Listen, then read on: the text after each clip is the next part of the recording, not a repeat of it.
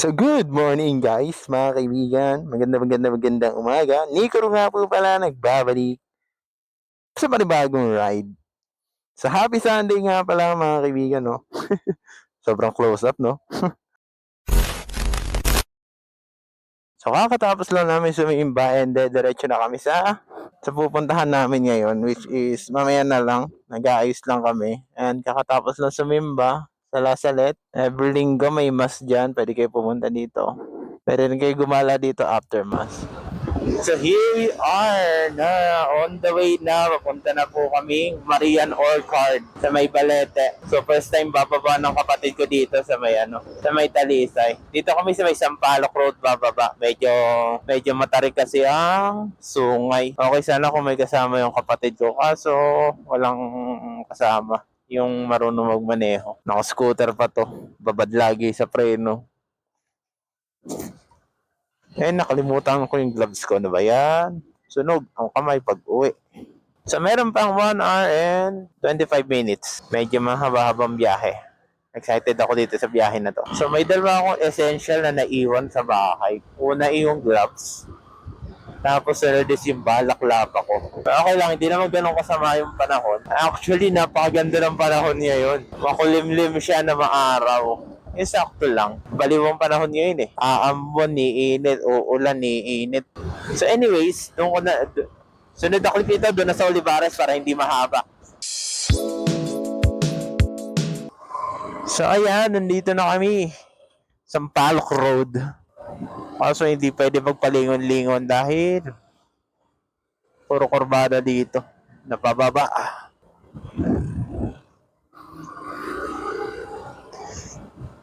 So kung takot ka dumaan sa sungay, pwede ka dito dumaan.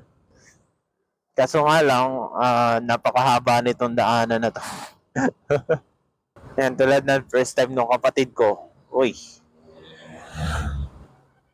So dito ko siya dinala. Kasi mas safe pa dito. Mas okay tayo dun sa mahaba na safe. Dahil kurbada.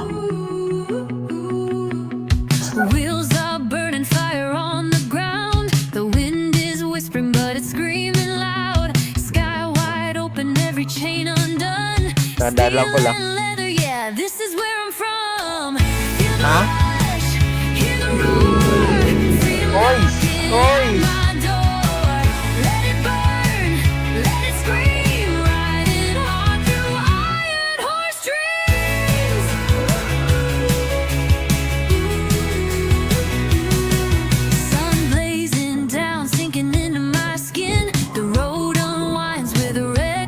Ay, sipol pala.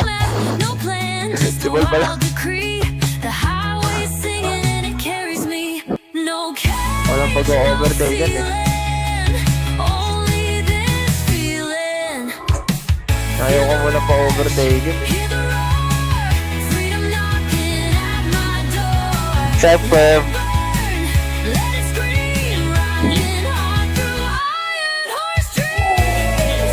Chef ah.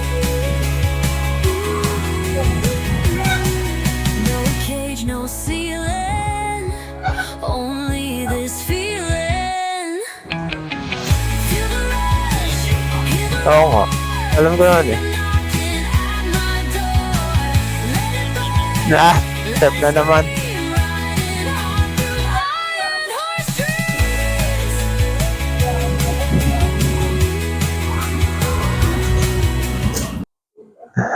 Lapit natin sa talo. Ngayon ko lang napansin na lapit natin. Ngayon ako tumigil kasi dito. Madalas kasi doon ako sa baba pa doon. Okay, let's go. Nakapag-sightseeing na. Doon tayo sa kabila, picture. Ito. Yeah. Yun oh. So, lapit niya lang talaga. Ngayon ko lang siya napansin. Sa tagal ko nang dumadaan dito. Dahil, hindi naman. Kasi last na daan ko pa 2023. Ang lapit niya lang oh. So may kulay na uli yung taal. Hindi na siya yung abo tulad dati.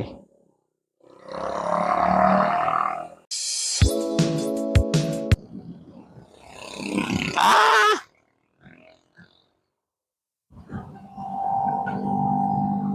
Ayun oh.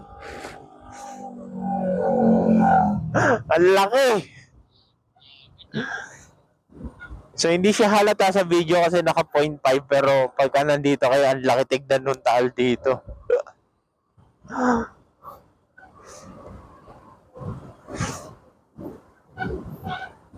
Lagi ako nababa noong 2023 dito pero hindi ko napansin ganyan yan. Maswerte na school na to. Ang ganda ng view lagi. Oh, yan na. Talisay na. Sa wakas, nakababa na rin. Pwede na magdagat, oh. Lapit na natin sa dagat ulit. Naka-signal light sa kanan. Tapos sa kaliwa.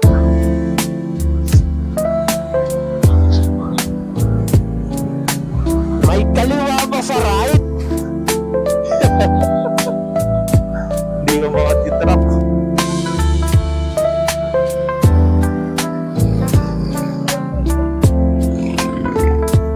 Roy,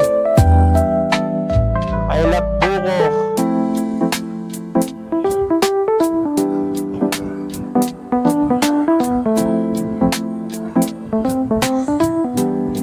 Yan, dito lang ako magaling sa sa mga slide first.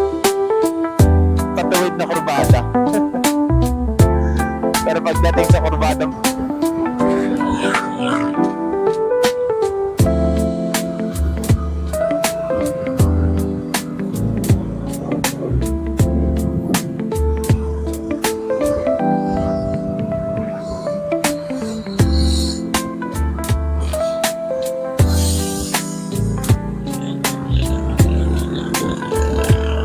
dito kami.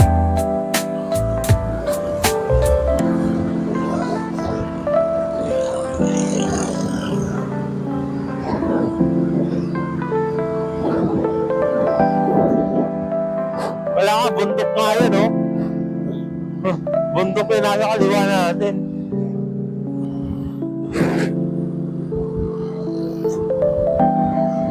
Ay, wow. Akala ko mga bulaklak.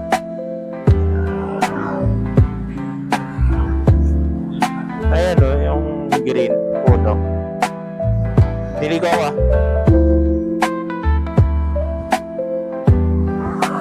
Sabi ko kakaliwa ako.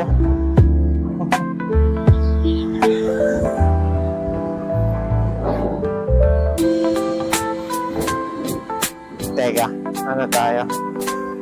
Yeah. Ayun o! Jollibee tayo, Jollibee. Sa likod. Ayan, diyan ako sa likod ko. So, 30 minutes pa. Papunta doon. Let's go. 30 minutes sa ride pa more. Nagdag na yung kamay ko uli. Nog na ang aking kamay. Iwan pa more ang gloves. Wow. Oy, lubak. Malaki yung lubak sa gitna.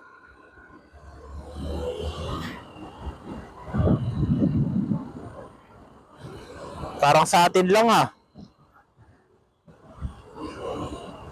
Yun dati. Yung parang sa atin. So nasa liblib na lugar pala to lugar na to. As usual, liblib uli. Hindi na bago yun. So dalawa naman yan, pwedeng dumaretso doon, tapos pwede ka dito sa liblib dumaan. Kaso nga lang medyo mahaba-haba pagka dumaan ka doon, pagka dinaretso mo. Ay, lubak gitna ha.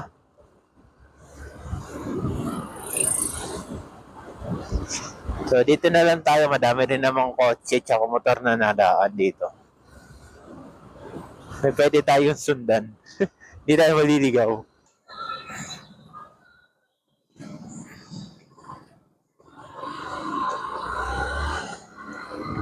Yun!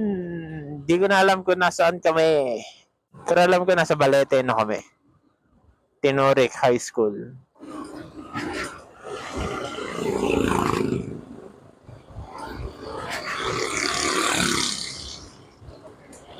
Yung tunog ng mga tambucho nila sa mic mo, parang utot. Pagka may nadaan na malakas yung tambucho, tapos nadaan sa'yo, yung tunog nun sa akin parang utot.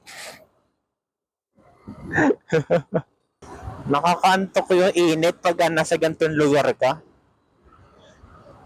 Gantong init, tapos ganito yung lugar na pupuntahan mo, hindi busy, wala masyadong kotse, hindi traffic, hindi nakakaantok. Kasi ganito lang yung init, hindi sobrang init. Parang ang sarap tumigil, tapos mahiga dyan eh. Tutulog lang saglit.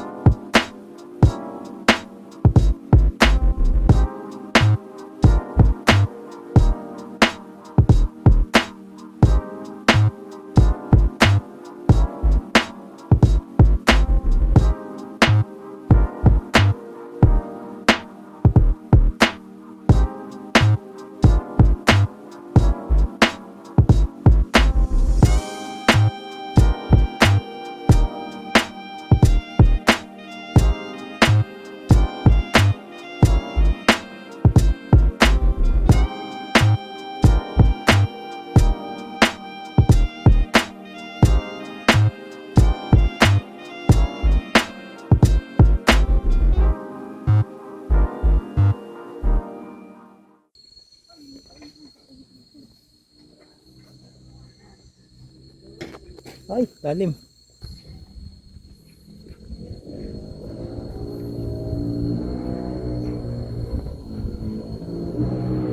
So, dito na kami sa Mariam Pilgrimage. At, syempre, as usual, alas 12 ng katanghalian. Ayun si Haring Araw. Tirik na naman. Hindi naman siya ganun kalayo. Medyo napalayo lang kami kasi doon kami dumaan sa may Sampaloc Road. Kung galing kayong Tagaytay, pwede kayo magsungay, mas mabilis doon. Kasi mas ano na siya, mas malapit. Kasi baba. So doon kami sa Sampaloc Road dumaan kasi baguhan yung kapatid ko. Ayan. Baguhan siya kaya doon ko dinaan. Mahaba pero at least safe. So makikita mo maganda talaga yung lugar. Na may maintain talaga nila. So yung 100 na binabayad mo dito na entrance, hindi siya nasayang. Na may maintain nila yung yung paligid. Ayun, may nagme-maintain. So hindi napapabayaan. So meron kasi mga ganyan yung may entrance kasi napapabayaan pa rin yung lugar. So ito, ayun, makikita mga lumang building. Yan, mga makikita mo mostly pagka pupunta ka mga pilgrimage. So meron ding mas dito. So kung pupunta kayo ng linggo, pwede nyo i-timing sa mas. Tapos pwede na rin kayo gumala dito, mag-ikot-ikot. So yan yung loob ng pinagmimisahan. Hindi ganun kalaki, hindi rin naman ganun kaliitan. Sakto lang. So dito sa maliit na to, dito sa maliit na yan, meron silang akyatan dito. Pwedeng umakyat. Pwede kayong ba yan? May akyatan dito, pwede mo akyatin.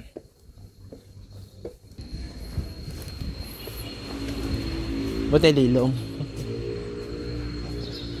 Yun oh. So dito sa taas kita mo yung bundok.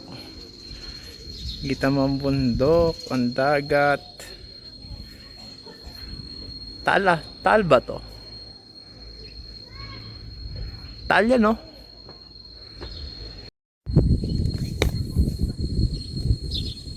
Ganda na ng lugar.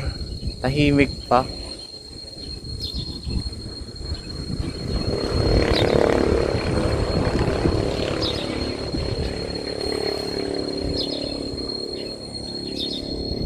Expected ko na medyo maraming tao ngayon. Kasi linggo and this is a pilgrimage na kung saan pwede ka magsimba. Pero wala siyang tao. Yung iba din dito napunta para maggalaw or para magpalipas ng oras, tumambay, mag-unwind, and then magdasal. Since simbahan din naman to. So pwede kang gumala if galing sabihin natin linggo, tapos galing kang sumulang gumala, gusto puntahan dito, pwede ka rin pumunta dito. Yung ganun ambience niya, tahimik. Siguro pag mahal na araw, maraming tao dito for sure. Pero pag siguro mga gantong ano lang, mga gantong araw lang, normal day, hindi naman siya ganun kadaming tao. Tapos mahangin pa. Samakto pa ang ganda ng ano. Samakto pa yung ganda ng panahon ngayong alis namin. Medyo mahangin no. Medyo mahangin tapos yung init niya hindi ganun sobrang init tulad nung nasa April to May, March to May. So far hindi naman nasunog yung kamay ko kasi wala akong gloves. Ewan natin pag uwi, mamaya, kung masusunog. So kung gagala ka dito, may bayad na 100. Pag mas naman siguro wala. Pero pagka yung mag-viewing ka tulad nung gagawin namin ngayon, may bayad na entrance fee. 100. And this is the chapel part. So sa England din naman, hindi rin siya ganun kalaki. Hindi rin naman ganun kaliitan. So dito ginaganap yung mass. And then, may pusa. So ito naman yung pababa dito.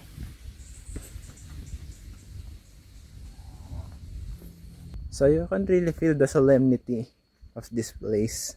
Wow, English, solemnity. Kaso nga lang, of course, puro hagdan. Walang katapos ang hagdan. Hindi na matatapos talaga yung hagdan na yun. Rosarium.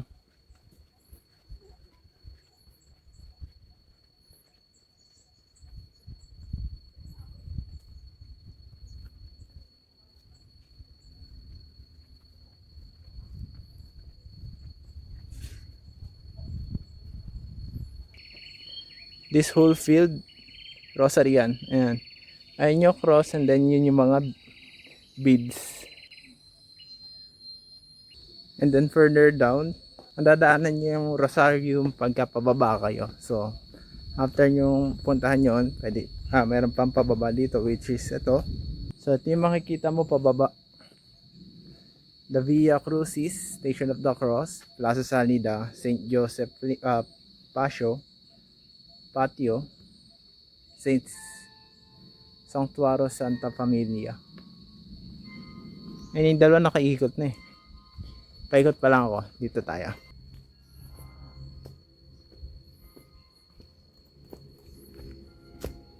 So malaki siya na parang pasikot-sikot. So abandonadong lugar, abandonadong bahay. Tapos meron puno sa gitna. Kaso down here, hindi na to. Ibang lugar na ata to. Sa iba ata yan. So ito yung dinaanan natin. Dito tayo. Heart. Station of the Cross. Galing ako doon sa dulo eh.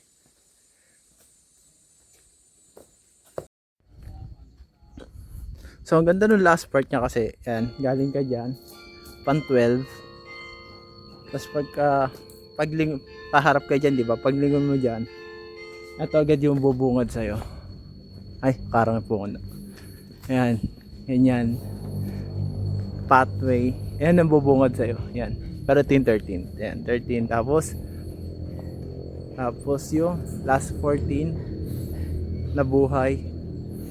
Tapos yung mini chapel sa likod. Ang ganda. Ganda ng pagkakapwesto ng ano, ng chapel tsaka ng krus sa likod. Sakto-sakto dito. At exit na. Wala na. Tapos na. Balik na tayo sa pinaka simula. So pwede kayo magtirik ng kandila dito. Ayan. After nyo mag Station of the Cross, pwede kayo pumunta dito para magtirik ng kandila. Ayan. 5 pesos each.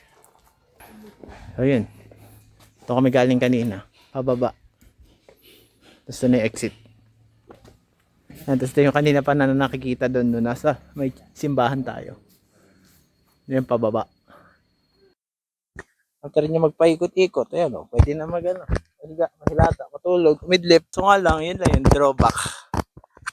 Ang daming antek. Ay, ang dami pala ka nun, langgap.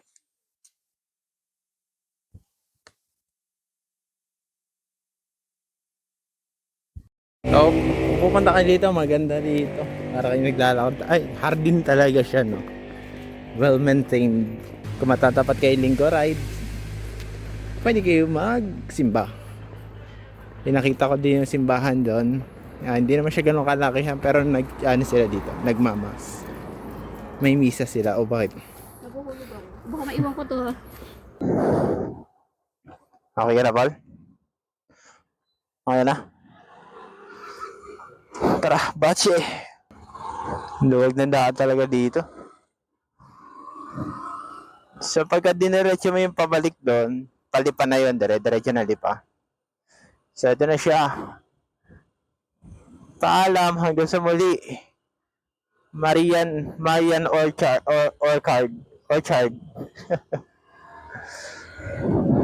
So pauwi na kami.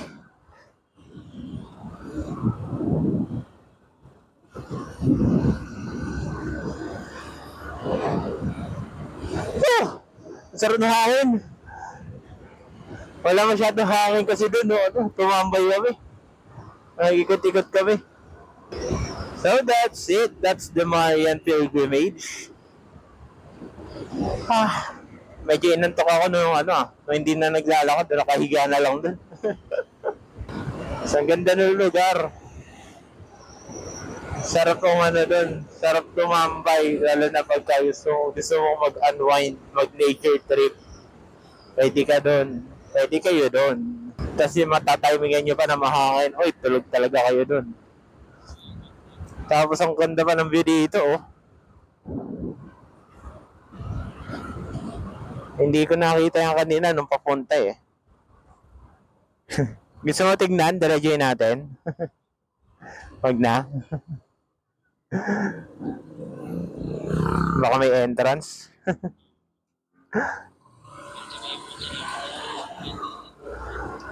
Meron yan. Amoy ang dagat.